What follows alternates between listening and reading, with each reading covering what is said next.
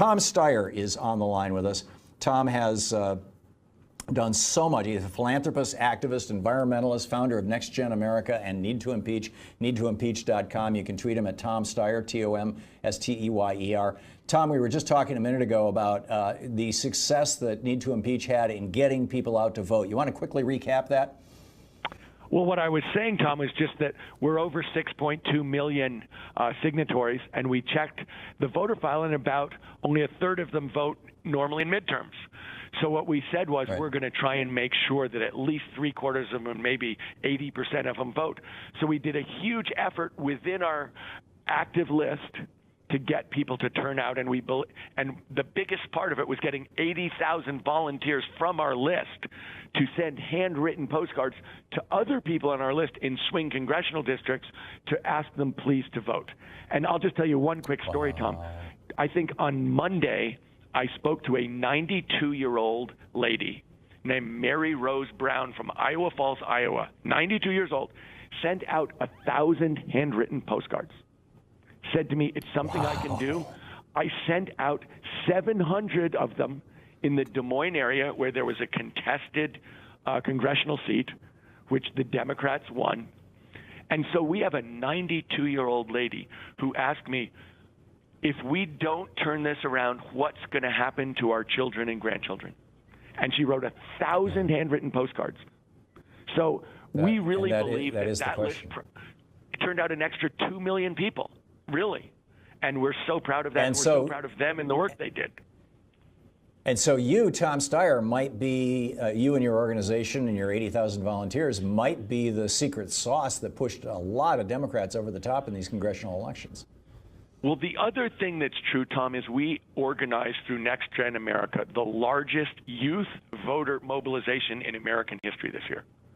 We did. Wow. You know, I was listening to the previous caller, and she was saying how the millennial generation is actually a terrific generation. And we organized by congressional district to get people between the ages of 18 and 35 to turn out. And even though turnout was up all across the age spectrum, it was by far the biggest boost in terms of the 18 to 35, which is the largest age cohort in America. And we were on 420 college campuses. We sent out 9 million texts. We were all over social media. And, you know, we feel as if that was also a place where we were targeting the incredible boost in young people who had been overlooked in the political context, who voted at half the rate of other American citizens, but who are the most progressive age group in America and the most diverse age group in America. So they not only came out almost at presidential levels, they came out at the highest level. 18 to 29-year-olds came out at the highest level ever since 18-year-olds were allowed to vote in 1971. And the spread between Democrats and Republicans in this age group was over 30%, 2-to-1 D to R. So that was a gigantic factor in terms of what happened on Tuesday.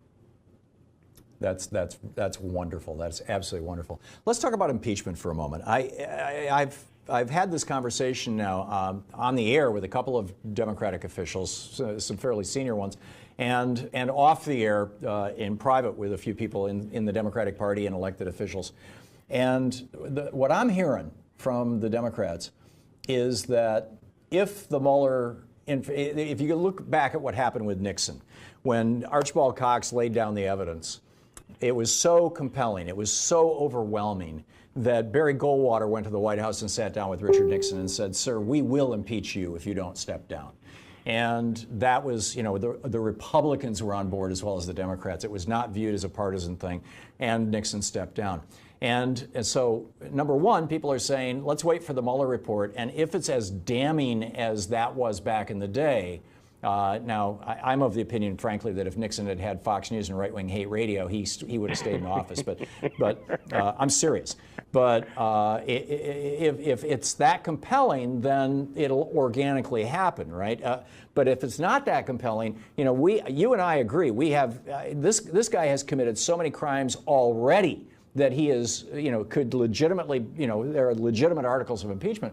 But the Democratic Party is saying, if we go down that road, when the Republicans did that to Bill Clinton, it helped the Democrats, and we don't want to empower Trump. We would rather be focusing on health care, on infrastructure and jobs, and on the culture of corruption in Washington, D.C. That's the three-legged stool that they're standing on going forward. What are your thoughts on all that? So let's talk about what's going to happen in the real world here for a second, Tom. The only way that this guy gets impeached and removed from office is if the American people insist on it. All those Republicans in 1974 didn't suddenly discover a conscience due to Archibald Cox or the missing tapes. The American people flipped on the president, and they basically sent a message, get rid of him or we'll get rid of you. And the Republicans decided that they'd rather get rid of Nixon than get thrown out of office themselves. So to me, that's why we're a grassroots organization. We're organizing young people. We're doing a petition drive. We're organizing signatures to empower the voice of the American people. So to us, the whole question here is, what do the American people insist on? That's my first point. Second point, well, I don't think if I may. Yes. So to your first point, it sounds like what I was suggesting was kind of a top-down thing. Let's rely on our politicians. And what you're saying is, no, it was bottom-up before, and we're going to do it bottom-up this time. Absolutely. That's what we always believe in that. So that's my first point. My second point is... Sorry, I interrupted you. I remember what it was. I don't believe it ever pays to hide the most important truth.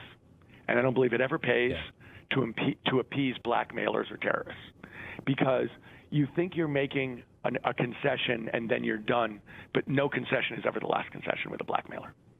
So you think, we'll pay him $100, and the next time he needs $1,000, he's like, Tom, I'm $1,000 short, and I'm going to get it from you, or I'm going to go out there. Right. And you give him $1,000, and the next week he's back for $3,000. So. And on important matters of morality, you have to stand up, because there's an old saying, not one penny for tribute, a million for defense, meaning we'll stand up and fight forever, but we're not going to bow down to anybody. And that's my feeling on this, which is, a year ago we said, this is only going to get worse. If you let him get away with this stuff, he will do worse things. Yesterday he did a worse thing. He basically tried to spike the Mueller investigation and vowed war on oversight of him that is completely part of the Constitution. War on the Constitution. That's what he did yesterday. Yeah. So he escalated dramatically yesterday, so I don't think that makes sense. We have to take the stands that are important when they're important and do the right thing. That's my second point. And my third point is about health, infrastructure, and corruption. So the argument against... Tom, we're hitting a hard break here. I just have 10 seconds left. I'm sorry. I hope you can come back. We can have a longer conversation. Let me say, Tom's listening to the Thom Hartmann Program. Call 202-808-9925. You got about 10 seconds. The argument that we should emphasize health, infrastructure, and corruption is just a theoretical argument, because they're not going to pass anything on those things. Those are just conversations. Impeachment is what we can actually do. Amen. Tom Steyer, needtoimpeach.com is the website. Thank you, Tom.